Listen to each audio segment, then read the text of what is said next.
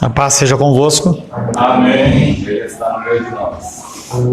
Louvamos a Deus por esta oportunidade que o Senhor nos dá, estarmos na sua casa. A palavra de Deus diz que é melhor estar na casa do Senhor que em mil outros lugares. E o Senhor nos privilegia em estarmos aqui, nesse ambiente climatizado, podendo louvar, adorar e bendizer o seu santo nome. Em nosso último encontro, estivemos meditando sobre o tema amputação radical. O ser humano gosta de aventuras radicais, mas não de compromissos radicais. Vi uma série que encerrou agora ontem, mostrando a corrida mais difícil do mundo, em que as pessoas ficaram 10 dias passando por todo tipo de clima, todo tipo de terreno, nadando, fazendo rapel, andando de bicicleta, e de 60 e poucas equipes de 4 pessoas, pelo menos 30 não conseguiram concluir, porque é a busca da adrenalina. E eu ficava olhando aquilo, apesar de eu achar interessante, as pessoas olhavam e falavam assim: a melhor experiência da minha vida, o melhor dia da minha vida, a melhor manhã da minha vida. E eu fico imaginando a vida dessa pessoa, em que para ela a vida é ali na adrenalina, com o perigo de morrer ou sofrer um dano, é o melhor dia da vida dela. Nós, seres humanos, gostamos de aventuras radicais, mas não gostamos de compromissos radicais. Eu quero ser livre para fazer o que eu quiser, mas na verdade nós nunca fomos ou seremos livres dentro de poder fazer o que quisermos, dentro da perspectiva bíblica. Você acha que você é livre, mas você não é livre. Mas pastor, a palavra de Deus diz que eu sou livre. Você é livre para deixar de pecar, não livre para você fazer o que você quiser. Meditamos na semana passada exatamente sobre essa decisão radical de eliminar qualquer coisa que atrapalhe a nossa vida de comunhão com Deus, dentro dos padrões que Ele exige. Ele não pede, Ele manda, Ele ordena, Ele comanda. E se você quer ser cristão, ou você se adequa, ou você vaza da linha, pega o beco, vai embora. Deus não é mais Deus ou menos Deus se você está na casa dele ou não. Nós temos que entender que servir ao Senhor é um privilégio. Servir a Deus é um privilégio que é concedido a poucos, não a todos. A muitos e não todos. Essa semana vamos tratar sobre os compromissos que fazemos e não cumprimos. Você está preparado? Compromissos que você faz, que você fez, que em algum momento vão ser cobrados. O título da palavra de hoje é a santidade dos juramentos, ou dos compromissos, ou dos votos. Quero convidar você a abrir a palavra de Deus no Evangelho de Mateus, capítulo 5. Evangelho de Mateus, capítulo 5.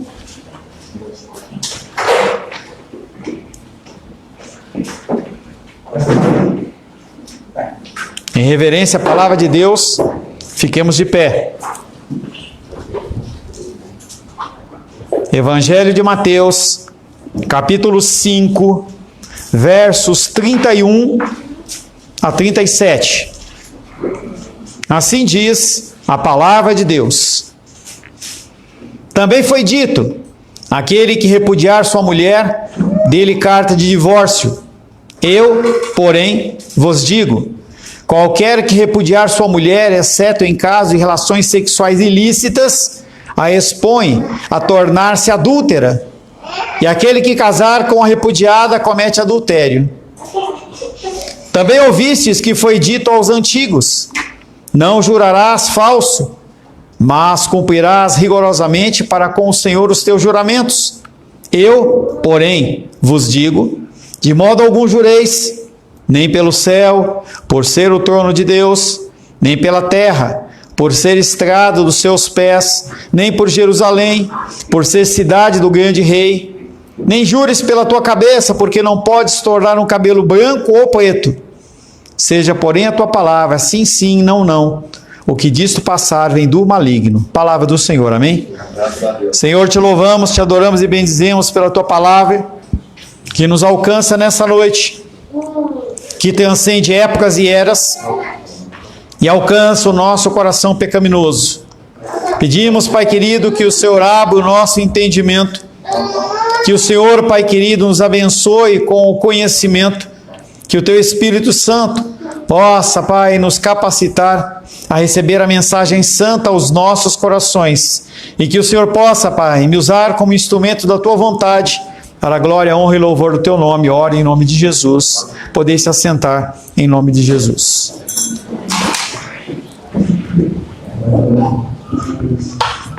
Semana passada falamos sobre amputação radical, e sempre Cristo ele vem trazendo exatamente essa condição de que havia uma palavra, era mal interpretada pelos fariseus, e Jesus vem trazendo uma interpretação mais complicada, mais difícil de ser alcançada. Se você olhar para uma mulher com desejo, você já adulterou. E aí no verso 31 ele vem novamente falando, também foi dito, além da condição de você olhar para outra mulher e adulterar, se você repudiar a sua mulher, deu-lhe uma carta de divórcio. Eu, porém, vos digo, qualquer que repudiar a sua mulher, exceto em caso de relações sexuais ilícitas, a expõe-se a tornar-se adúltera, e aquele que casar com a repudiada, comete adultério.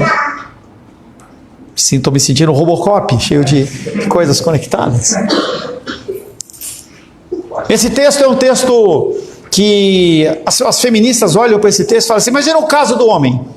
Sim, a cultura semita ou a cultura israelita, não a cultura divina de Deus, mas a cultura daqueles homens, ela era extremamente machista. A mulher era reputada como nada. E não se fala realmente sobre a condição de que o que acontece com o homem. Mas para meio entendedor, meia palavra basta. Não existe, ligado, para bom entendedor, meia palavra basta. Nós temos que olhar para essas situações e ver que Deus não está falando apenas em relação ao homem, ou em relação à mulher, fala para o ser humano como um todo. Essa é a realidade. Nesse caso aqui, se expõe a condição da mulher, ela está cometendo ato ilícito. O Antigo Testamento não só aponta na direção de insistir que a luxúria, você olhar para uma outra mulher com desejo, é equivalente moral ao adultério, como também o é o divórcio. Divórcio não é bênção. Divórcio não é uma coisa boa. Divórcio quebra famílias, fere pessoas e não é abençoado de Deus. Mas, diante do coração endurecido do ser humano, diante da queda, daquela prisão dentro do cativeiro babilônico em que as pessoas voltaram, Deus ele normatiza como que a coisa tem que ser feita. E ele normatiza o divórcio, mas ele não aprova. Não é abençoado.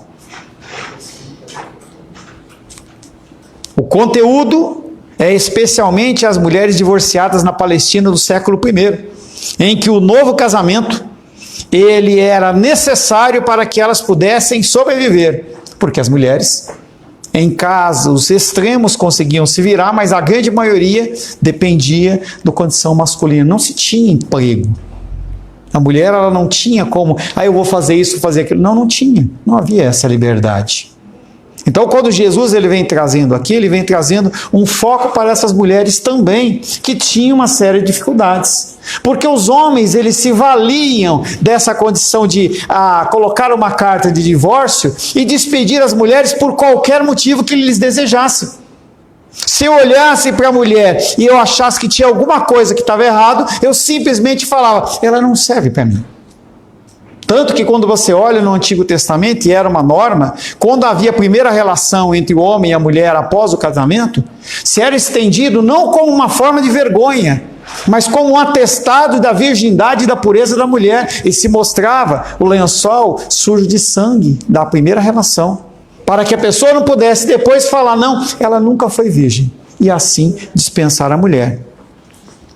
A passagem do Antigo Testamento, a que Jesus se refere, está lá em Deuteronômio 24, de 1 a 4. Abre aí, por gentileza.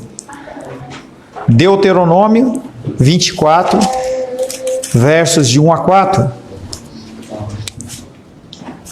Diz assim: se o homem tomar uma mulher e se casar com ela, e se ela não for agradável aos seus olhos, e aí é um perigo, porque as pessoas elas tinham uma facilidade muito grande de você dispensar a mulher da sua juventude e casar com a mais nova. Se o homem tomar uma mulher e se casar com ela, e se ela não for agradável aos seus olhos, por ter ele achado coisa indecente nela, e se ele lhe lavrar um termo de divórcio e lhe der na mão, e a despedir de casa, e se ela saindo da sua casa for e se casar com outro homem, e se este também se aborrecer dela, e lhe lavrar termo de divórcio e lhe der na mão, e a despedir da sua casa, ou se este último homem que a tomou para si por mulher vier a morrer, então o seu primeiro marido que a despediu não poderá tornar a desposá-la para que seja sua mulher depois que foi contaminada, teve relação sexual com outro homem, pois é abominação perante o Senhor. Assim não farás pecar a terra que o Senhor Deus te dá por herança. Então, o texto de Deuteronômio ele é muito claro, mostrando que aquela mulher que casou com um terceiro, ela não pode voltar com aquele homem. Porque se aquele homem disse que ela não serve, por que agora vai poder de novo? Mas aqueles homens, eles faziam isso.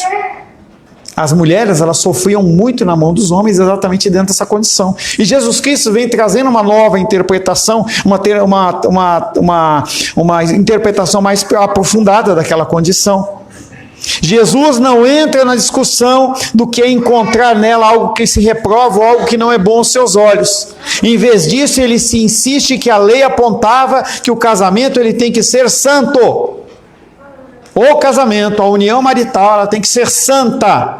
O leito tem que ser sem mancha, sem ruga, sem mácula.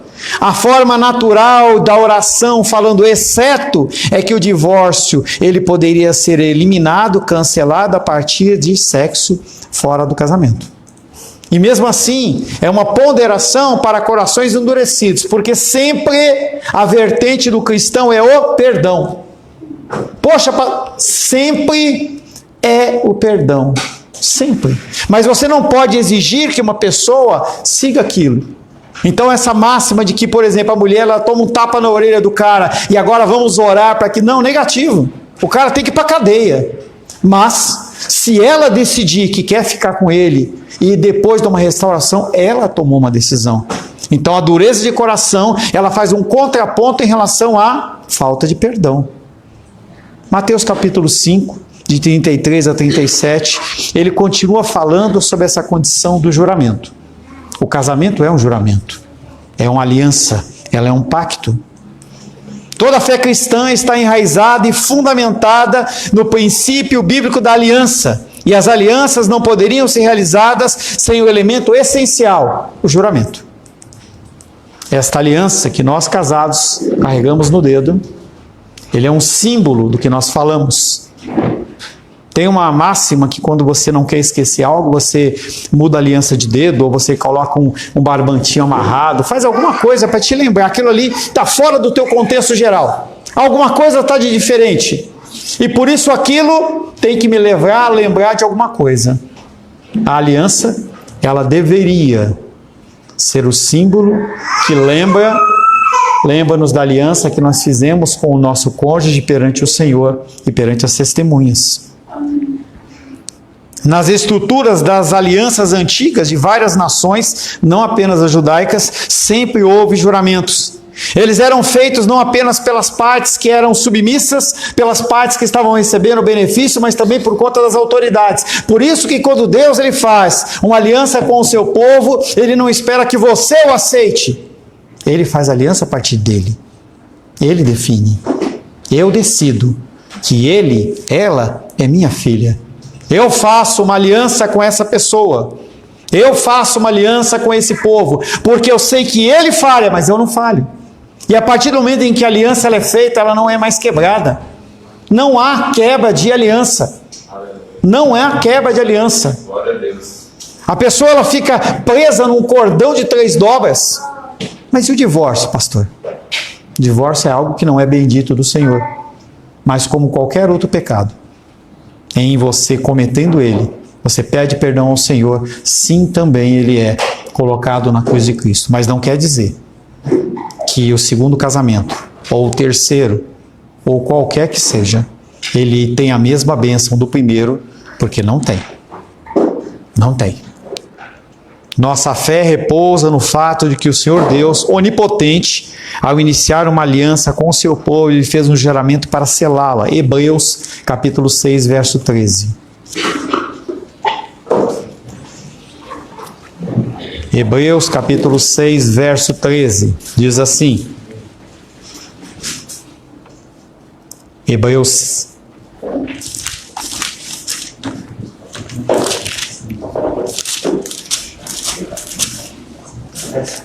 6,13 diz assim: pois quando Deus fez a promessa a Abraão, visto que não tinha ninguém superior por quem jurar, ele jurou por si mesmo, dizendo: certamente te abençoarei e te multiplicarei. Ele fez uma promessa, um voto a partir dele mesmo.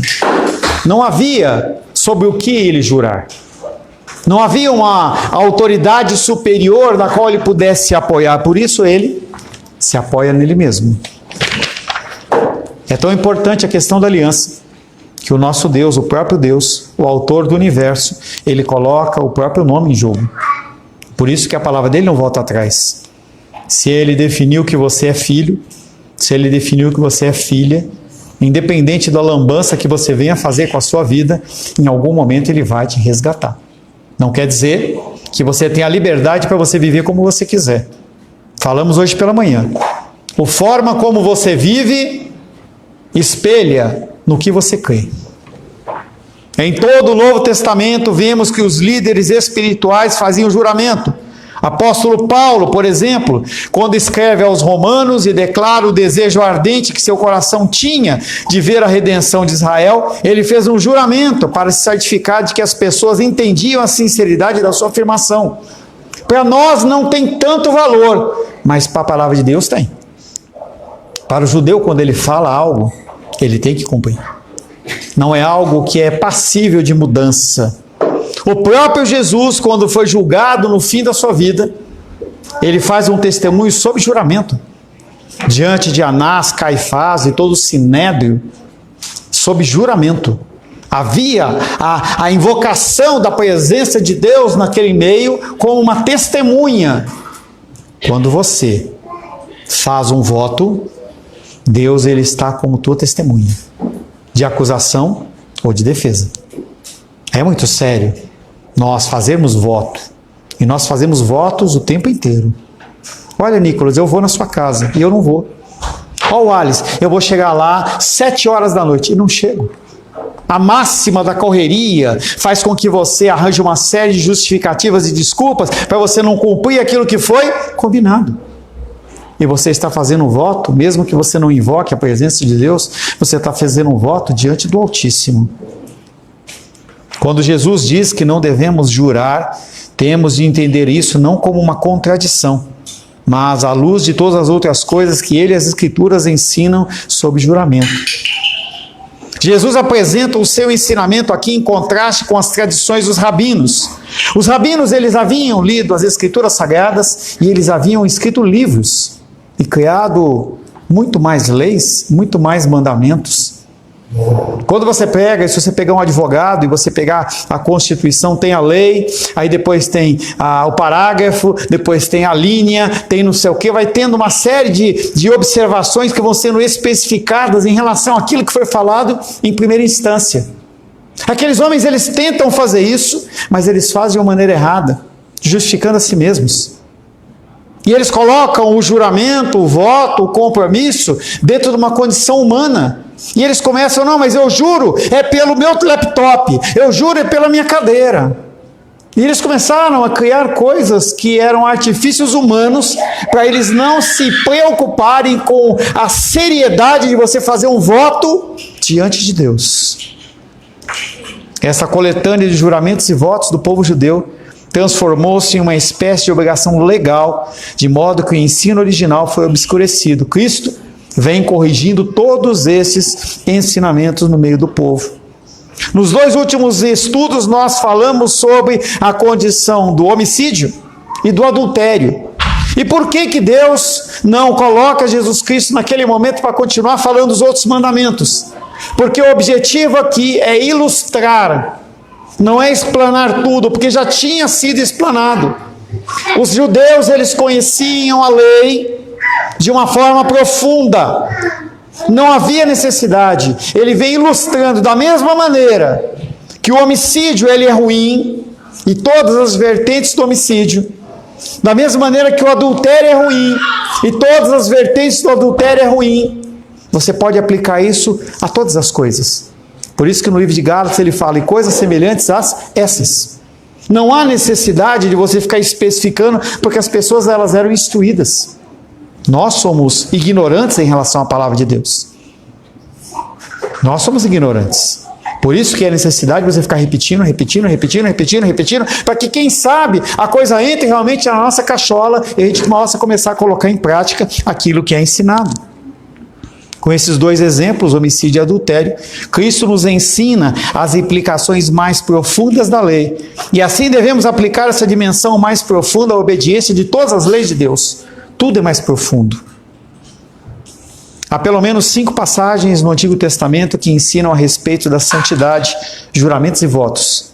Elas se encontram no livro de Levítico, Números, Deuteronômio, Salmos, Zacarias, onde a ênfase está em não se fazer votos falsos. Quando fazemos um juramento ou um voto, Deus é testemunha e espera que nós cumpramos. E esses exemplos mínimos que eu dei para você, eles são válidos também neste contexto. Tudo bem aí, Daniel? Tudo certo aí? Uma vez um pastor, famoso, ele foi entrevistado, a família dele foi entrevistada. E aí a pessoa que estava entrevistando chegou para a filha do pastor e falou assim: o teu pai já te decepcionou? E ele olhou em rede nacional e falou: sim, ele me decepcionou. Todo ano ele é convidado para ir para uma conferência. E é no dia do meu aniversário. E no outro ano ele fala: esse ano eu não vou, e eu vou no seu aniversário. Quando chega na época, ele dá uma desculpa e não fica no aniversário da filha. Ele fala: meu pai promete, mas ele não faz. E aquele homem ficou extremamente constrangido, porque ele ficou pensando: o que é de tão importante que eu posso falar numa conferência, ao invés de estar no aniversário da minha filha? Mas o problema não é a falta, e sim ele dizer: sim, vou ficar. E nós entendemos que as crianças, elas interpretam o que nós falamos do jeito que elas querem. Então, se uma criança chegar para você e falar: papai, mamãe, vamos tomar um sorvete no McDonald's no fim de semana, e você falar: vamos ver, para ela é a mesma coisa que falou: nós vamos. E nós usamos desse artifício muitas vezes porque nós não queremos dizer não. E a palavra de Deus diz: é sim, sim, não, não. E aí nós criamos pessoas que são acostumadas com a mentira. Não crie os seus filhos acostumados com mentira. Se você fala que você vai fazer, faça. Se você não pode fazer, diga: não posso. Ou vamos ver. Todo ano nós viajamos. Todo ano. Este ano, a Rosângela já falou, eu falei assim: a situação financeira está meio complicada em alguns aspectos. Nós vamos viajar, mas eu não garanto que vai ser dentro do mesmo período. Ela ficou chateada, mas eu já disse, ela já está sabendo. Vou fazer de tudo para que a gente consiga realmente sair e ter o nosso tempo de descanso. Mas eu não prometi a ela que nós vamos, nem que nós vamos fazer aquilo ou fazer aquilo outro. Essa condição de nós falarmos e não fazermos é algo que é uma mentira. E quando Deus ele fala do pai da mentira, ele fala de Satanás. E quando você mente, você é reputado como um filho de Satanás ou um filho da mentira. Quando a promessa não é cumprida, nós criamos expectativas. O resultado é a decepção, a mágoa, a raiva e muitas vezes o distanciamento. Um simples sim ou não é suficiente e elimina problemas. O casamento, na maioria das igrejas, exige troca de votos.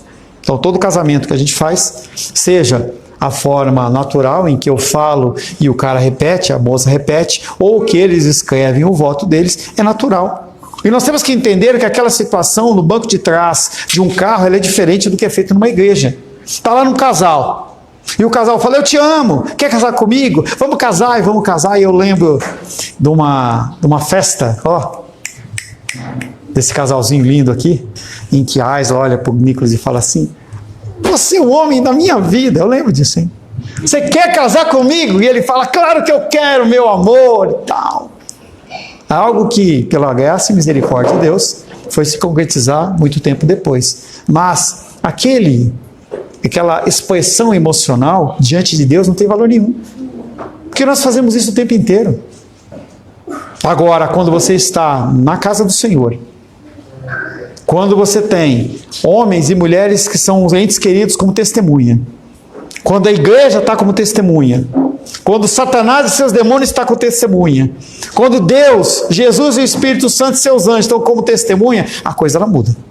Ela é diferente. Não é a mesma coisa.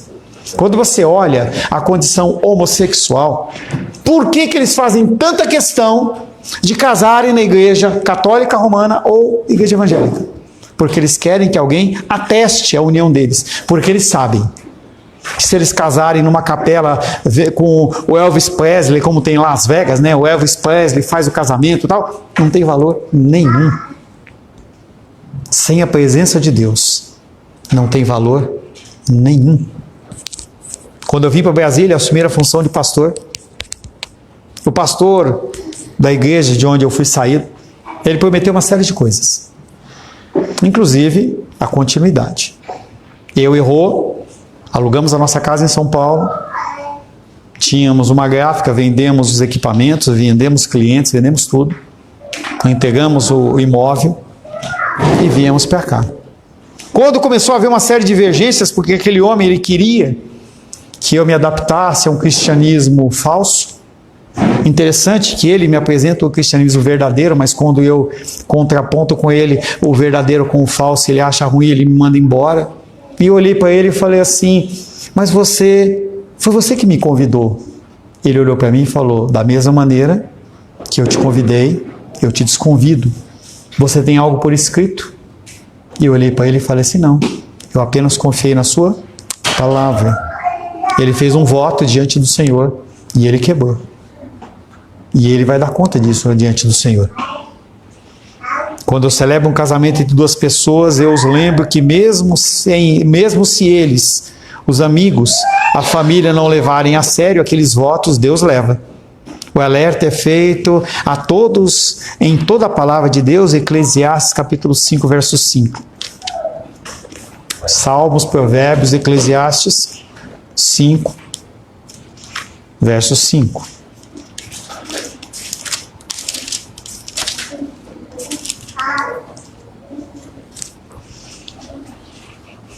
Melhor é que não votes do que votes e não cumpres.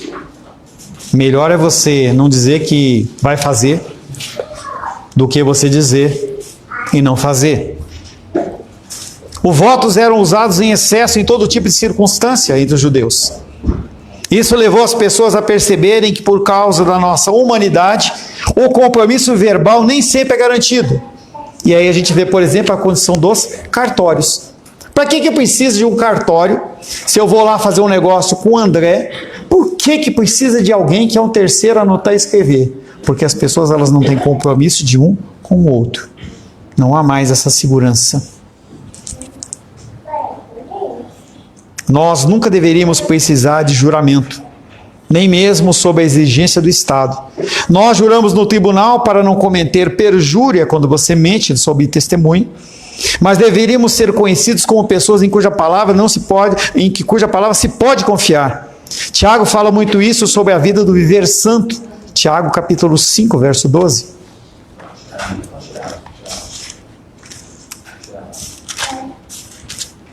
Tiago 5, 12.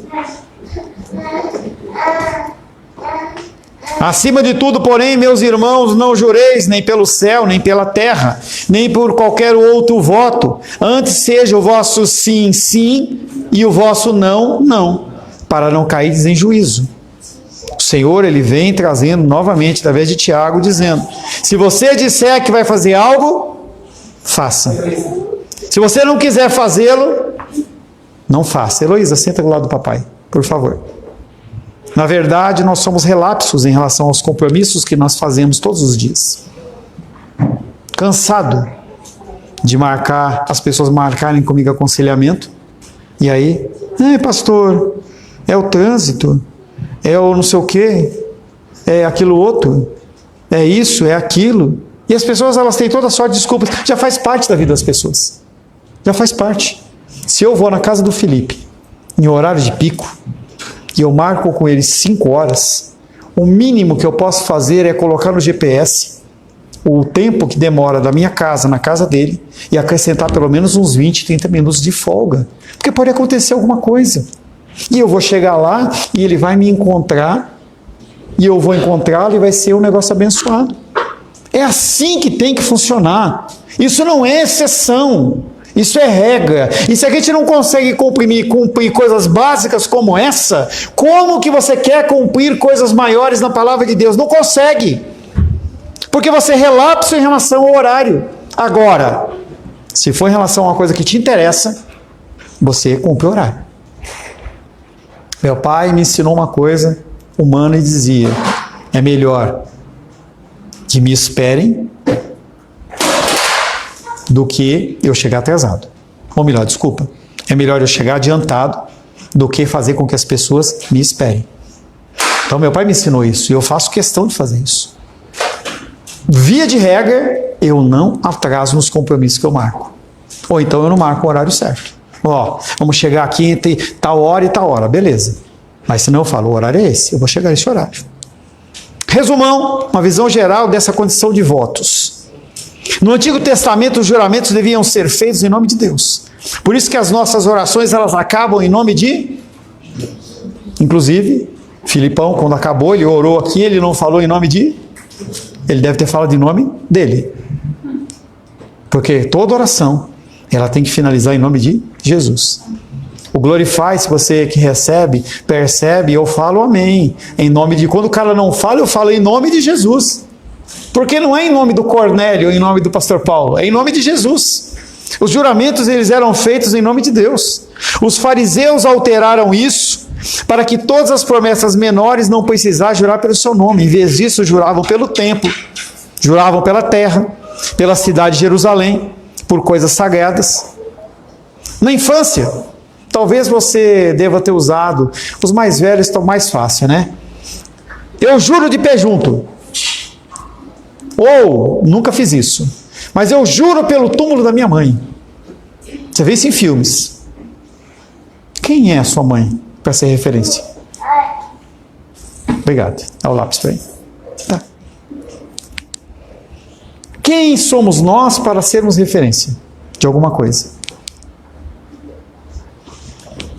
Quando você fala uma coisa como essa, você está colocando uma situação de tomar o nome do Senhor de Deus em vão, porque aquele juramento é um juramento falso, não vale nada, engana as pessoas, e ainda cria uma situação até de idolatria, como se o túmulo da minha mãe, que porventura tivesse morta, ela pudesse de alguma maneira atestar aquilo que eu estou falando, ou ela pudesse cumprir os termos do acordo que foram quebrados por mim. Olha, eu juro por conta disso, Felipe, que se você me fizer isso, eu te faço aquilo. Mas aquela pessoa não tem capacidade nenhuma. Como que eu posso usar esse termo? Mas as pessoas, elas fazem isso. Atribuir onipotência, onisciência a qualquer coisa humana é pecaminoso. Temos que entender que existem ocasiões corretas para se fazer votos e juramentos, e ocasiões que não. Casamento, nós invocamos o nome de Deus. Batismo, nós invocamos o nome de Deus. Outras coisas, talvez não existam dentro do nosso contexto contemporâneo. Então, cuidado com aquilo que você fala, com os votos que você faz. O que Jesus está querendo dizer é que, além das circunstâncias muito especiais, devemos ser conhecidos não pelos juramentos que nós fazemos, não pelo calção que nós deixamos, mas pela nossa palavra. Você tem que ser conhecida como uma pessoa que é fiel no tempo, no horário, no recurso financeiro. Eu e André desenvolvemos um grau de confiança tal em que ele permitiu que a empresa dele, que eu estou ajudando ele a administrar, está aqui no meu celular. E se cair o dinheiro eu transferir para minha conta, o que ele vai fazer? Nada. Confiança. Isso é algo que você conquista. Conquista. E é muito fácil de perder. Nossa palavra não deveria exigir sequer um aperto de mão. Seja qual for a promessa, nós devemos cumpri-la. Não somos obrigados a fazer promessas, entretanto, devemos estar cientes que se a fizermos, devemos cumprir.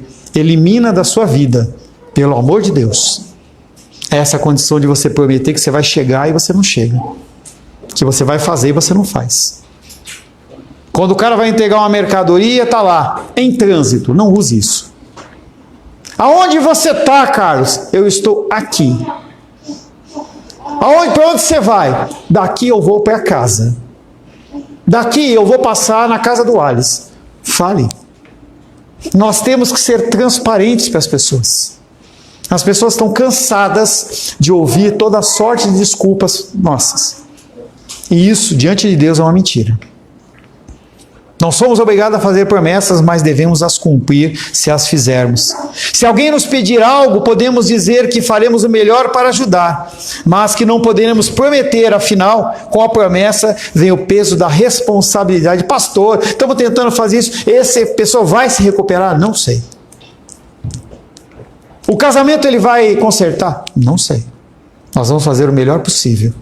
A palavra de Deus indica isso, mostra aquilo outro, mas não há garantia humana. Uma garantia é certa. Se Cristo não voltar, você vai morrer. Isso é certo. Agora, se você vai viver mais tempo, vai viver menos tempo, se você vai ser próspero, se você não vai ser próspero, o que vai acontecer? Quando Jesus Cristo ele foi questionado, quando é que vai acabar os tempos? Ele olha e fala, somente o Pai sabe. Ele responde como homem. É claro que ele, como Deus, sabia. Somente o Pai sabe. Não adianta as pessoas ficarem inventando. Jesus vai voltar, está acabando, a figueira, começa a fazer uma série de cálculos. Mentira! Nós não podemos controlar nenhum fio do nosso cabelo. Preto ou branco, não pode. Você pode até pintar ele. Tinha um rapaz lá na igreja em São Paulo, que ele pintava tanto o cabelo dele, que ele pintava até as orelhas. O irmão Pedro. Gostava muito dele. Falecido. Quando ele pintava o cabelo ficava preto, parecia aquele preto aço, entendeu? Chega, brilhava, e as orelhas dele tudo preta. E passou um tempo, voltava a ficar branco. Se alguém nos pedir algo, podemos fazer ou não. Se você puder fazer, faça. Porque uma dinâmica dentro do reino espiritual é, se eu digo que eu amo a Deus, que não vejo, e eu não demonstro o amor por uma pessoa que eu vejo, a minha fé é falsa. Por isso que eu insisto com você, traga o alimento, abençoe. Uma forma de você demonstrar o seu amor é você trazer o seu alimento. É você depositar a sua semente. É você depositar a sua semente para abençoar vidas. Não precisa sair não, Nicolas, pode ficar aí. Todos nós. Pode tampar o ouvido, Juju, você também fez a mesma coisa que ele. Todas as crianças aqui, Juju, fizeram a mesma coisa. Isabela está chegando e o João Manuel também está chegando aí, né? O João Carlos, Manuel, Enzo Daniel, Enzo, André, Daniel, Carlos, João, entendeu? E vai ser a mesma coisa. E nós vamos ser uma igreja que nós crescemos aprendendo que as crianças têm que estar conosco e elas têm que aprender o que é o correto desde pequeno. E deixa o Joaquim chorar. Isso aí significa saúde. Se ele tivesse quietão, olha o Pedro lá. Parece aqueles carros, falei até lá fora. Parece aqueles caminhão que está com o pneu murcho, né? Ele está caído para o lado assim, né? Por quê? O Pedrão está meio doente. Então isso é sinônimo de doença. Então deixa o Joaquim se manifestar. Isso já não é verdade para a Helena, que já é uma moça, né? A Júlia, que agora fez 6 anos. Manu também. Voltando. Se alguém pedir algo a você, tente fazer o seu melhor. Mas não faça promessas que você não pode cumprir. Portanto, sejamos pessoas de palavra, não por minha causa, não por causa da igreja, mas por causa da palavra de Deus e da nossa fidelidade a essa palavra. Ao refletir esse tipo de integridade, refletir como reflete a lâmpada, que nós possamos possibilitar os outros a confiar naquilo que nós dizemos. O mundo está repleto de mentirosos.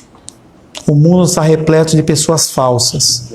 E Deus espera que você seja um luzeiro nesse mundo de trevas. Amém, amém, queridos? Amém. Senhor, em nome de Jesus, louvamos o Teu nome e pedimos que o Senhor nos constranja quando nós falharmos no compromisso da verdade.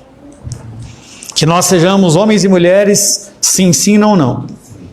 Que nós, Pai querido, tiremos dos nossos lábios a mentira e nós possamos cumprir aquilo ao qual nós nos comprometemos.